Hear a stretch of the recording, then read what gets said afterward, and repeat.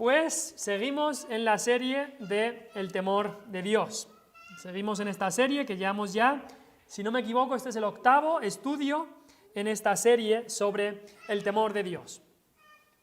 Y hoy quería empezar con una historia real. En el año 1949, no creo que nadie estuviera vivo entonces, no creo. En el año 1949, un pastor y evangelista llamado Duncan Campbell, un pastor y evangelista del Reino Unido, fue invitado a llevar una campaña evangelística de 2 semanas en esta isla que voy a mostrar aquí, la isla de Lewis, en el norte de Escocia. Este pastor Duncan Campbell fue invitado para una conferencia, una campaña evangelística de 2 semanas. En vez de 2 semanas, se quedó en esta isla por 2 años. ¿La razón de esto? Un gran avivamiento. Un gran avivamiento del Señor.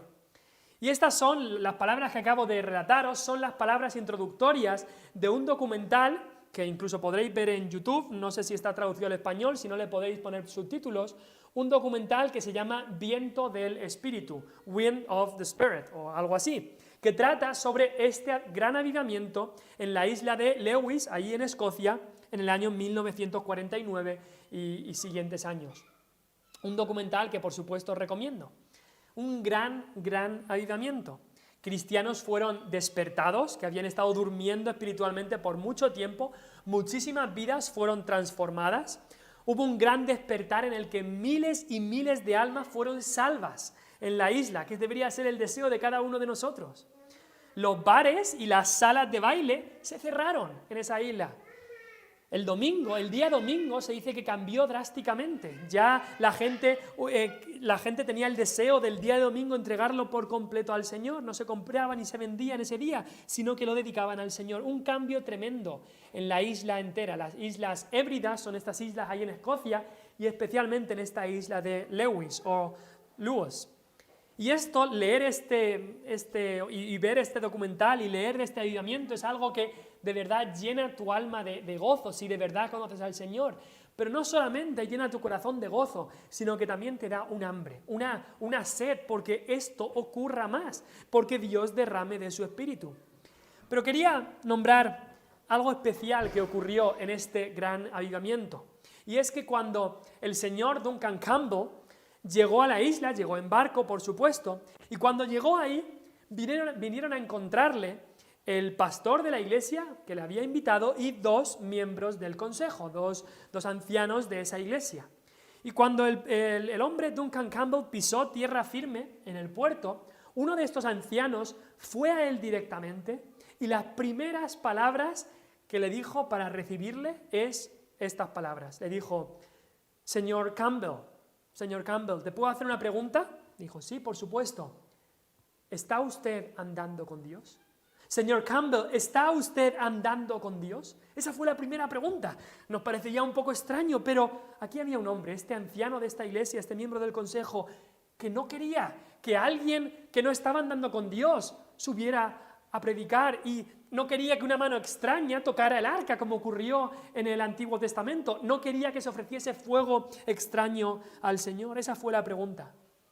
Y el señor Campbell le dijo esto. Le dijo: bueno, creo que te puedo decir esto. Yo temo a Dios. Creo que te puedo decir esto. Yo temo a Dios. El anciano, cuando escuchó esto, le miró y le dijo: si temes a Dios, eso me vale. Y pensemos en esto, ¿qué pregunta y qué respuesta? El anciano de la iglesia, un hombre que temía a Dios y estaba haciendo lo correcto. Él quería que este hombre que venía a esta campaña evangelística fuera un hombre que estaba andando con Dios.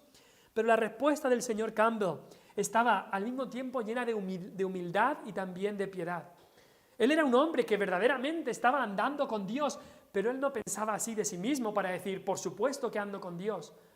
Pero lo único que podía decir de sí mismo es: yo temo a Dios. ¿Por qué? Porque, como hemos dicho ya muchas semanas, el temor de Dios es el alma de la piedad, lo que da vida a nuestra vida con Dios, a nuestra piedad, a nuestra santidad. Sin temor a Dios nunca vas a estar andando con Dios. Y el cambio que se produjo que se produjo en esta isla fue un cambio tremendo, un cambio tremendo. La isla cambió completamente. Y es que siempre ha sido de la misma manera. Cuando Dios, en su soberana gracia y misericordia, ha querido derramar su espíritu y ha querido hacer esto, obrar de esta manera tan maravillosa en estos grandes avivamientos como el de la isla de Lewis, cuando Dios ha traído avivamiento a lo largo de todos los siglos, ha habido muchos avivamientos a lo largo del mundo, en distintas zonas, en distintos países, en distintas ciudades, incluso en distintas denominaciones. Cuando Dios ha querido obrar, Dios siempre lo ha hecho a través de hombres y mujeres que tenían una característica en común: temían a Dios, temían a Dios. Eran hombres y mujeres temerosos de Dios. Y hoy queremos llegar a ver cuál es la consecuencia del temor de Dios. ¿Qué pasa cuando una persona individual o una familia o una iglesia o una comunidad experimentan ese temor de Dios? Que, como hemos dicho, el temor de Dios es el alma de la verdadera piedad. ¿Qué pasa cuando unas personas o familias o iglesias experimentan este temor y reverencia y están sobrecogidos y asombrados por Dios? Pues vimos hace ya unas semanas, la primera semana, que el temor de Dios debe ser algo central. Debe ser algo central porque es central en la palabra de Dios. ¿Y qué pasa cuando una persona o una iglesia o una familia cogen el temor de Dios y lo hacen algo central en su vida? ¿Qué es lo que pasa cuando esto ocurre? Después también vimos el concepto del temor de Dios y vimos cómo hay un temor de Dios del incrédulo y del pecador, que es ese terror y miedo y angustia, y aunque el cristiano puede llegar a tener algo de esto, pero el pensamiento fundamental y lo que domina en la vida del cristiano es ese otro temor, otro concepto del temor que nos lleva a acercarnos a Dios, un temor de asombro, un temor de estar sobrecogidos, un temor de reverencia y de dignidad y de honra. ¿Qué pasa cuando una persona avanza y crece en este temor, un temor que les acerca más y más a Dios? ¿Qué pasa cuando abundamos en estas causas del temor de Dios? Hablamos de las causas, de ver la gloria de Dios, conocer más de la presencia y de la persona de Dios. ¿Qué pasa cuando abundamos en eso? Cuando abundamos en, como vimos, ver la grandeza, lo malo que es nuestro pecado, la grandeza de nuestro pecado. ¿Qué pasa cuando vemos la gracia más y conocemos y experimentamos más de la gracia de Cristo en la cruz? ¿Qué pasa cuando juntamos estos ingredientes, estas causas, estas raíces que son lo que producen el temor de Dios? ¿Qué es lo que pasa? ¿Qué pasa también cuando la vida de una persona está llena de temor de Dios, pero ese temor de Dios que viene acompañado con el amor a Dios, ese temor de Dios que viene acompañado con el gozo en Dios y también con la confianza en Dios, que estuvimos viendo las últimas semanas? Pues la respuesta es que cuando todo esto ocurre hay una consecuencia. Hay una consecuencia, y es que nuestra vida espiritual es avivada. Y la consecuencia del temor de Dios que queremos ver en esta semana y en la próxima es que hay un avivamiento. Hay avivamiento en nuestra vida. Cuando esto ocurre, nuestra vida espiritual va a ser avivada. Y cuando hay un pueblo entero o una iglesia entera, una comunidad entera que teme a Dios y a Dios así le place, Él manda avivamiento. Esa es la consecuencia del temor de Dios que queremos ver en esta semana y en la próxima. Quizá cuando estábamos viendo esto del temor de Dios, tú decías, vale, temor de Dios, nos lo manda Dios, las causas, el concepto, pero ¿para qué? ¿Para qué nos va a servir esto? ¿Qué es lo que va a producir? ¿Cuál va a ser la consecuencia? Pues eso es lo que queremos ver en estas últimas 2 semanas que vamos a estudiar el temor de Dios. La consecuencia principal del temor de Dios es avivamiento. Avivamiento. Y quizás podéis preguntar, y lo preguntaríais con razón, ¿qué es el avivamiento? No es una palabra que hablemos mucho en nuestra sociedad o en nuestra cultura, avivamiento. Pues aquí os puede sonar a algo, si veis fuego, un fuego se aviva. Y el avivamiento habla mucho de eso. Hay un libro que encontré en la biblioteca que hay allí en la iglesia, se llama Avivamiento. No lo he leído entero, he leído bastantes capítulos, os lo recomiendo de verdad, si queréis saber algo más de lo que Dios ha hecho en la historia. El avivamiento que he hablado de la isla de Lewis en Escocia, hay bastante de este avivamiento también, pero es un libro que, como hemos dicho, nos llena de gozo, pero también de sed y de hambre para que Dios obre así en nuestro tiempo también. Pero quizá podemos decir, ¿qué es el avivamiento? Pues hay una cita de este hombre, de este evangelista Duncan Campbell, que Dios utilizó tanto en este avivamiento en la isla de Lewis, en Escocia, y él dijo estas cosas. Él dijo, quiero dejar muy claro lo que entiendo por avivamiento. Cuando hablo de avivamiento, no estoy hablando de evangelismo que presiona a la gente para tomar decisiones. Tampoco estoy pensando en grandes campañas evangelísticas o de esfuerzos especiales organizados por hombres. Nada de esto está en mi mente.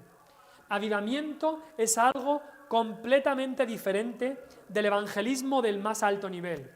Dijo, avivamiento es Dios moviéndose en la comunidad. Avivamiento es Dios moviéndose en la comunidad y de repente esa comunidad, esa región, esas personas son conscientes de la presencia de Dios mismo. Incluso antes que ninguna palabra sea dicha por ningún hombre, antes que se haga ningún tipo de actividad especial.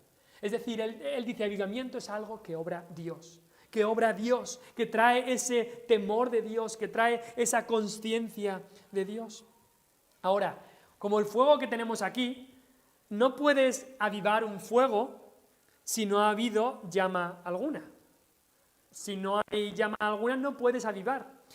Es decir, cuando hablamos de avivamiento, solemos referirnos a la obra de Dios que hace primeramente en su pueblo, aquellos que han recibido al Espíritu Santo, aquellos que aunque sea poco, pero hay alguna llama en su corazón, alguna llama del Espíritu Santo, alguna llama de esa presencia del Espíritu Santo en nuestra vida.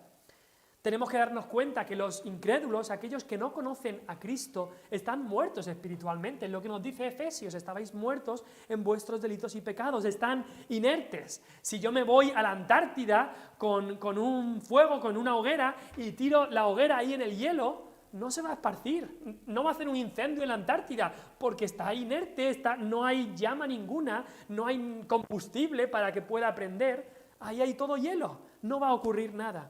Y es igual, cuando hablamos de avivamiento, estamos hablando de que Cristo, nuestro Señor y nuestro Dios, aviva a aquellos que en realidad le conocen. Primeramente, aviva la iglesia, aviva a aquellos que son suyos. Y tenemos que entender también que el avivamiento no se puede provocar. Muchos en la historia, incluso en el siglo XX, han intentado vamos a hacer una campaña de avivamiento. Como que nosotros podemos provocar un avivamiento o preparar un avivamiento y entonces el avivamiento ocurre. El avivamiento no se puede programar, pero sí que el avivamiento se puede pedir. Sí que se puede pedir. Podemos clamar y pedir a Dios que envíe esto. Pero tenemos que saber que es Dios moviéndose, es Dios obrando. Y un corazón temeroso de Dios, un corazón, una persona que de verdad teme a Dios, es una cosa que vas a desear. Es una cosa que vas a desear con todo tu corazón, que Dios envíe avivamiento a tu vida y a la vida de los que te rodean y al sitio en el que vives. Si podéis ir conmigo otra vez, si lo tenéis aún en vuestra Biblia ahí, el libro de Habacuc, y quiero leer un versículo, el versículo 2. No sé si lo habéis leído ahí, pero el libro de Habacuc era un profeta que Dios le mandó un mensaje de juicio contra el pueblo de Israel, porque habían pecado y Dios iba a mandar juicio contra ellos, que se lo merecían. Y claro, Habacuc está hablando de este juicio y también él estaba extrañado por un lado, pero con angustia por otro de este mensaje de juicio. Y quiero leer el versículo 2 de Habacuc capítulo 3. Habacuc 3:2 dice: Oh Jehová, he oído tu palabra y temí. He oído tu palabra y temí. Dios le había dado su palabra a Habacuc y dice, yo he oído lo que tú tienes que hacer, lo que tú vas a hacer y te temo y he temido. ¿Y qué es lo siguiente que dice? ¿Qué es lo siguiente después del temor de Dios? Dice ahí, oh Jehová, he oído tu palabra y temí. Oh Jehová, aviva tu obra en medio de los tiempos. Oh Jehová, aviva tu obra en medio de los tiempos. Y ese es el deseo de cada uno de nosotros. Al ver nuestra región, al ver nuestra nación, al ver la perversidad que no te pueden ni imaginar que está ocurriendo no solo aquí, sino en todo el mundo, deseamos eso. Oh Jehová, aviva tu obra en medio de los tiempos. En medio de los tiempos, hazla conocer en la ira, acuérdate de la misericordia. Y como hemos dicho, el avivamiento comienza por el pueblo de Dios, porque ahí dice, aviva tu obra. No dice, aviva a los paganos, no dice, aviva a los incrédulos, dice, aviva tu obra. ¿Por qué? Porque cuando la obra de Dios está avivada, cuando tú y yo estamos avivados para el Señor y con el Señor y por el Señor, entonces eso va a tener frutos. Eso va a avivar a otros cristianos, y Dios en su misericordia y en su gracia soberana también salvará almas de los que nos rodean. Y dice después, en medio de los tiempos, hazla conocer en la ira, acuérdate de la misericordia. Son palabras fuertes, pero palabras que deberían estar en nuestro corazón. En la ira, Señor, en la ira que merecemos, acuérdate de la misericordia. Porque lo que merecemos como sociedad alejada de Dios, lo que merece España, lo que merece el Jaén, lo que merece la Sierra de Segura, lo que merece Cortijos Nuevos, es la ira de Dios. Todos merecemos la ira de Dios por nuestro pecado. Pero le rogamos a Dios que en su ira, que es lo que toca, es lo que nos toca ahora por el pecado en el que nos hemos alejado de Dios, que en la ira se acuerde de la misericordia, que en el día de su ira que viene, y no solamente viene en el día final, en el juicio, pero viene también un día en el que Dios va a mostrar a los perversos de este mundo su ira, que en los días de su ira haya unas horas de misericordia, que en el día de fuego y azufre haya también gotas y lluvias de gracia, y para eso Dios nos dice que le temamos, Y la consecuencia del temor de Dios es avivamiento.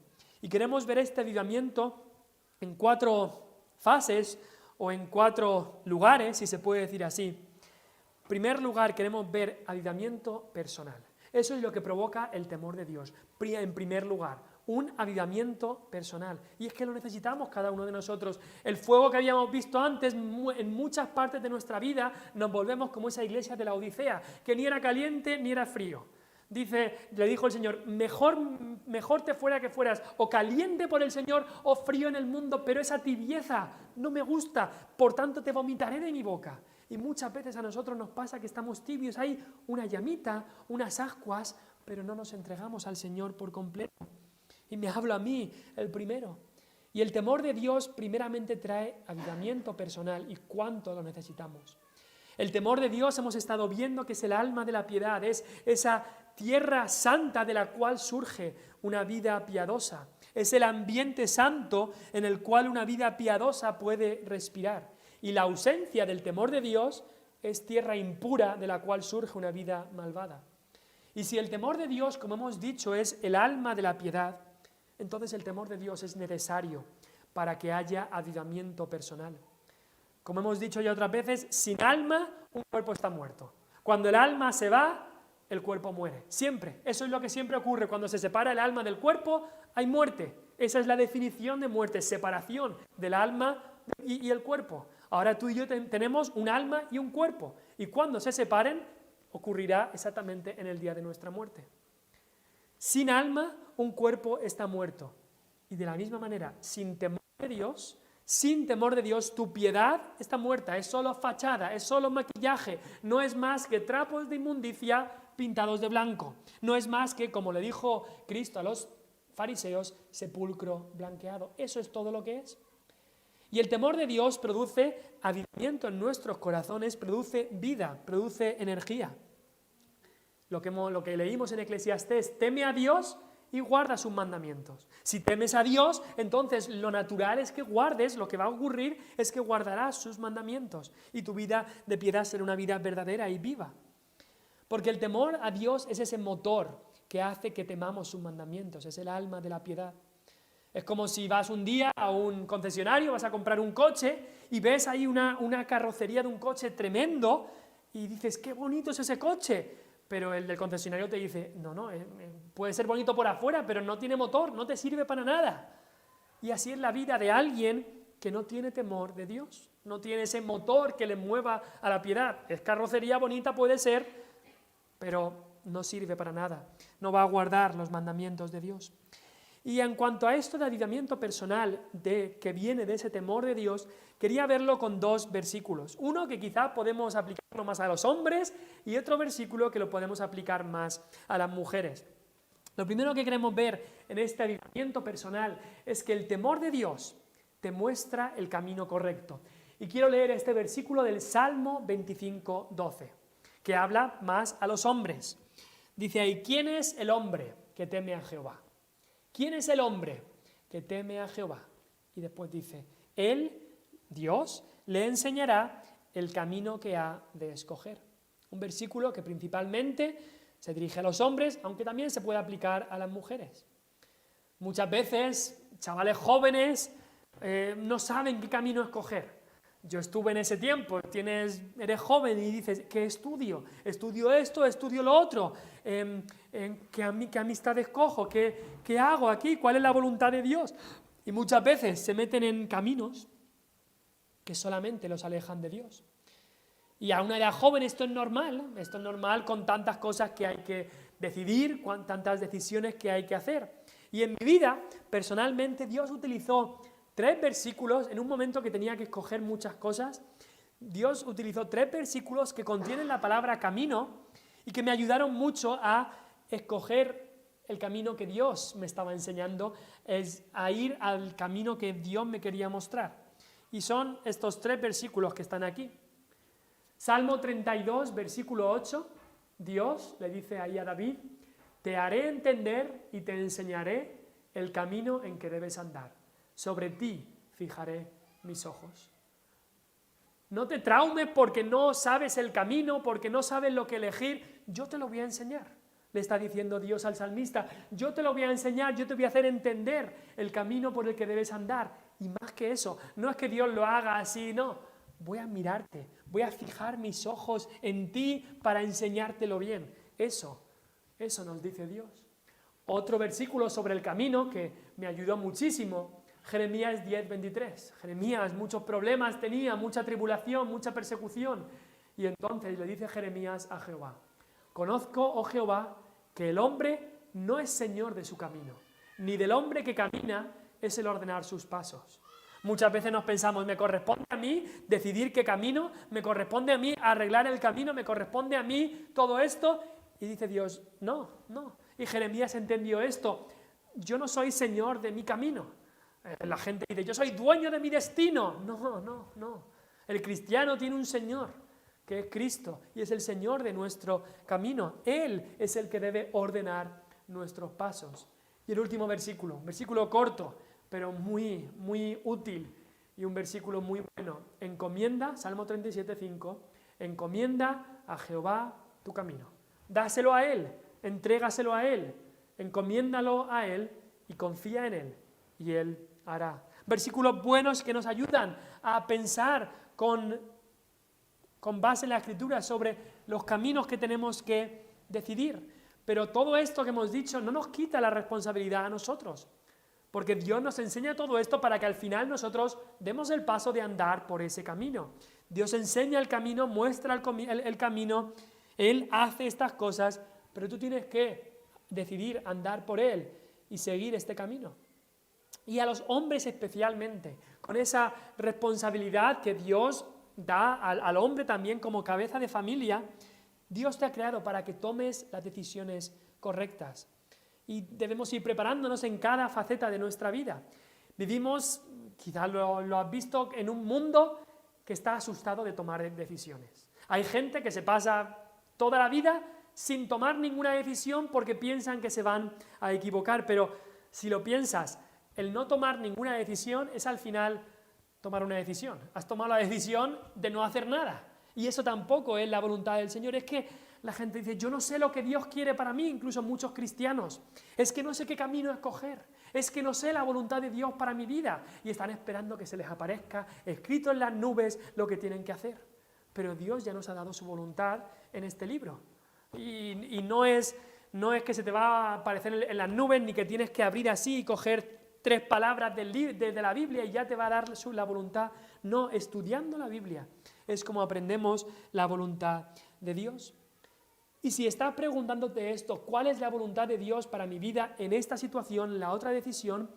El consejo que te puedo dar y que te da la palabra de Dios es: teme a Dios. Teme a Dios. ¿Por qué?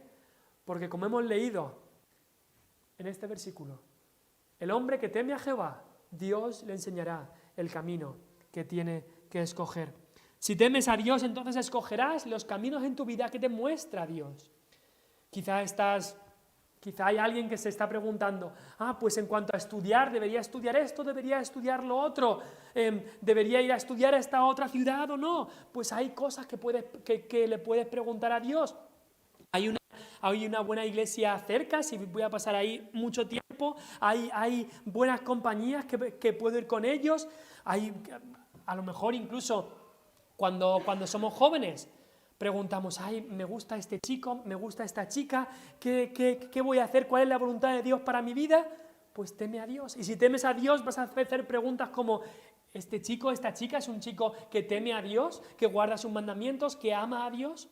Tengo una oferta de trabajo y no sé si cogerla o no. Bueno, ¿es un trabajo que te permite honrar a Dios? Si temes a Dios, son las preguntas que vas a hacer. ¿Un trabajo que te permite servir a Dios? Si temes a Dios, Él te va a enseñar el camino que has de escoger. Además, una vida de temor de Dios no está esperando la aprobación del hombre, ¿no? Porque si temes a Dios, la única aprobación que estás esperando es la aprobación de Dios. Un día que Él diga: bien hecho, buen siervo y fiel, sobre poco has sido fiel, sobre mucho te pondré, entra en el gozo de tu Señor. Esa es la aprobación que está esperando alguien que teme a Dios. No está tratando meramente de agradar a su jefe, meramente de hacer algo para que me vea el pastor de la iglesia o de agradar simplemente a los demás. Lo que quiere es agradar y trabajar para Dios mismo. El temor de Dios te va a enseñar el camino que has de escoger, te mostrará el camino correcto y eso te ayudará a caminar cerca de Dios, a avivar tu corazón también. No serán caminos que te alejen, sino que te acerquen a Dios. Y también el temor de Dios, en segundo lugar, traerá verdadera honra a tu vida. Y si antes hemos hablado a los hombres, aquí hablamos más a las mujeres, porque Proverbios 31, como muchas sabréis, es el capítulo en el que se habla de la mujer virtuosa. Preciosas descripciones encontramos ahí de la mujer virtuosa. Y en uno de los últimos versículos, si no el último, dice esto, engañosa es la gracia y vana la hermosura. Son cosas que muchas veces nos fijamos qué gracia tiene o qué hermosura tiene. Dice, es engañosa la gracia y vana la hermosura. La mujer que teme a Jehová, esa será alabada. Un versículo dirigido a las mujeres, porque el temor de Dios os traerá verdadera honra y alabanza. Cuando a un chico le gusta una chica, lo normal es que le diga cosas bonitas, que la alabe. Y muchas veces la alaba por su hermosura, por la belleza, la hermosura que desprende, por la gracia que tiene. Y en el matrimonio se debería ser también natural que el marido alabe a la esposa, como leemos incluso en capítulo 31 de Proverbios, el versículo 28, que su marido también la alaba. Y eso es bonito, pero para las mujeres especialmente hay una alabanza y una honra mucho más alta que podéis recibir.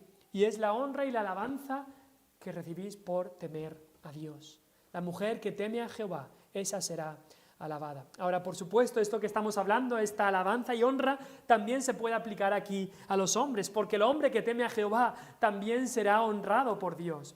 Pero aquí se está hablando especialmente a las mujeres. Hay una historia muy, muy, muy triste en la Escritura, en el libro de Génesis. La historia de una chica que tenía 12 hermanos. Eran 13, 12 chicos y una chica. La historia de Dina, la hija de Jacob. Y nos dice que cuando su familia se mudó de una zona a otra, ella llegó y pues quería un poco más de libertad. Seguramente quería tener más amigas.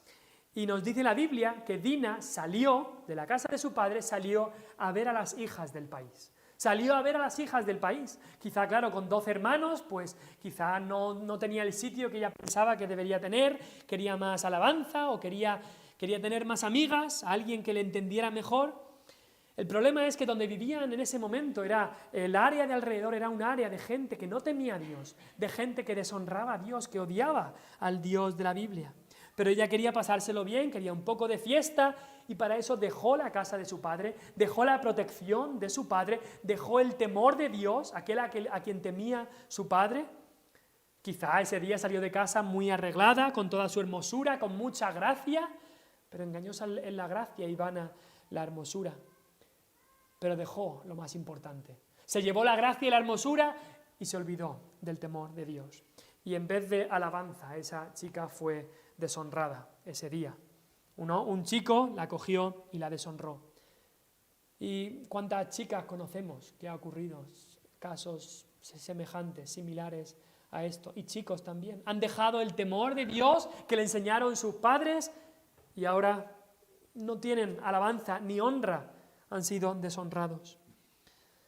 Así que recordemos este versículo: engañosa es la gracia y vana la hermosura. Y no hay que temer al hombre o a los que nos rodean, que muchas veces nos pueden decir: es que estás anticuado, es que estas cosas que tú dices se hacían hace 50 años, pero no ahora. Es que te vas a perder tantas cosas en este mundo.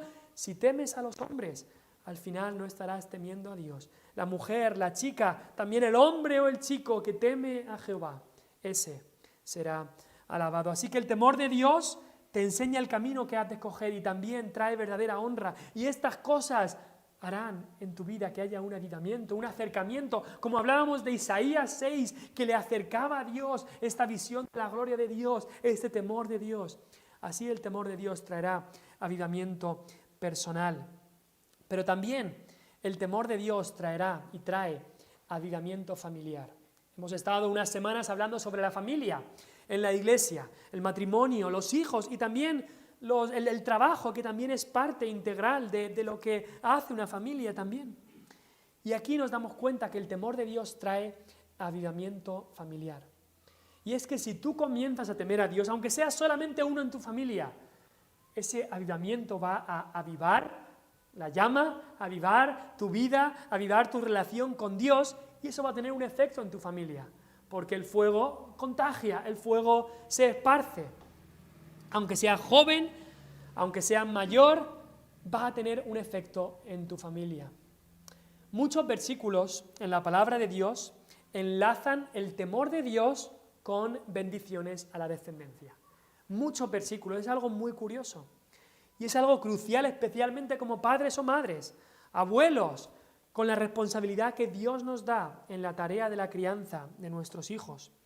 Voy a leer algunos salmos que hablan de esto, 3 salmos en particular. Salmo 112, versículos 1 y 2. Aleluya empieza y después dice: bienaventurado el hombre que teme a Jehová y en sus mandamientos se deleita en gran manera. Mira lo que dice después: su descendencia será poderosa en la tierra, la generación de los rectos será bendita. Primero habla del temor de Jehová y directamente habla de la familia. Lo que va a ocurrir con la familia va a traer avivamiento en su familia. Pero mira lo que dice el Salmo 128, empieza igual, las mismas palabras: bienaventurado todo aquel que teme a Jehová, que anda en sus caminos. Y después habla de la familia: tu mujer será como vid que lleva fruto a los lados de tu casa, tus hijos como plantas de olivo alrededor de tu mesa. He aquí que así será bendecido el hombre que teme a Jehová. Bendígate Jehová desde Sión y veas el bien de Jerusalén todos los días de tu vida y veas a los hijos de tus hijos, paz sea sobre Israel. Y esta bendición que aquí hay no es solamente material, no es solamente que verás a tus nietos, pero es principalmente espiritual. Esta bendición, este avivamiento que ha empezado personal, llega a ser familiar. Por eso esto es como la segunda fase. Miremos también este versículo y ya estaremos acabando con esto. El ángel de Jehová acampa alrededor de los que le temen y los defiende. Gustad y ved que es bueno Jehová, dichoso el hombre que confía en él. Temed a Jehová vosotros sus santos, pues nada falta a los que le temen. Los leoncillos necesitan y tienen hambre, pero los que buscan a Jehová no tendrán falta de ningún bien. Mira el versículo 11. Venid, hijos, oídme. El temor de Jehová os enseñaré. ¿Quién es el hombre que desea vida, que desea muchos días para ver el bien? Guarda tu lengua del mal y tus labios de hablar engaño. Apártate del mal y haz el bien, busca la paz y síguela. Los ojos de Jehová están sobre los justos y atentos sus oídos al clamor de ellos. Y tenemos otros versículos como Proverbios 14, 26, que dice, en el temor de Jehová está la fuerte confianza, lo vimos la semana pasada, y dice, y esperanza tendrán sus hijos. ¿Quieres que tus hijos tengan esperanza? Teme a Jehová. Un padre y una madre que temen a Dios en ese equipo que Dios ha unido, un padre y una madre que temen a Dios van a querer enseñar a sus hijos en los caminos de Dios, en el temor de Dios. Y eso no significa simplemente llevarlos a la iglesia y que les enseñen en la iglesia, no, es mucho más que eso. Es enseñar en casa, es leerles la palabra de Dios en casa, como hablamos hace unas semanas del culto familiar, enseñar en casa, Deuteronomio 6, y estas palabras que yo te mando hoy estarán sobre tu corazón y las repetirás a tus hijos. Muchas veces decimos, la repetición no es la mejor forma de enseñar. ¿No? El mundo le está enseñando a tu hijo y a mi hija muchísimas cosas a través de repetición. No son esos las canciones de hoy en día, es repetición y repetición y repetición, y nuestros hijos van recibiendo todo eso. Pues repítele tú la palabra de Dios, repite una y otra vez. Solo te sabes un par de versículos, pues repíteselos a tus hijos para que así puedan entender y comprender y ser enseñados en el temor de Dios. Las repetirás a tus hijos y hablarás de ellas estando en tu casa, andando por el camino, al acostarte y cuando te levantes. Proponte esto. En cualquier situación en la vida en la que estás, aquellos que te rodean, aquellos que Dios te ha puesto, que puedas tener influencia en ellos, enseñarles la palabra de Dios. Como dice aquí, venid hijos, oídme, el temor de Jehová os enseñaré. Un padre y una madre que temen a Dios le van a dar un ejemplo a sus hijos de una vida de piedad. ¿Por qué? Porque el temor de Dios es el alma de la piedad. Sus hijos van a ver que mi padre no es solo fachada, mi padre en el interior teme a Dios, ama a Dios. Un padre y una madre que temen a Dios van a enseñarles el temor de Dios a sus hijos. Venid hijos, oídme. En la lectura bíblica en casa, en las canciones que canten, en la manera de educarlos, en la disciplina y amonestación del Señor, como vimos en Efesios. También un padre y una madre que temen a Dios van a llevar mucho cuidado con las influencias que reciben sus hijos de los lugares, de los amigos, de los juegos, de las actividades que hacen, de lo que ven, donde no hay temor de Dios delante de sus ojos. Van a llevar mucho cuidado y tratar de protegerlos de todas estas cosas. El temor de Dios es el alma de la piedad. Y ese temor de Dios produce avivamiento. Es la consecuencia de ese temor de Dios. Avivamiento personal, primeramente. Y avivamiento familiar, en segundo lugar. Por supuesto, como hemos visto, el avivamiento es un movimiento, es Dios moviéndose. Es Dios obrando, pero Dios nos pone unas condiciones también. Dios nos pone en su palabra aquellas cosas que debemos hacer. Y le pedimos, y cuando le pidamos avivamiento a Dios, sería completamente hipócrita pedirle avivamiento por un lado, pero no hacer aquellas cosas que Él nos ha dicho.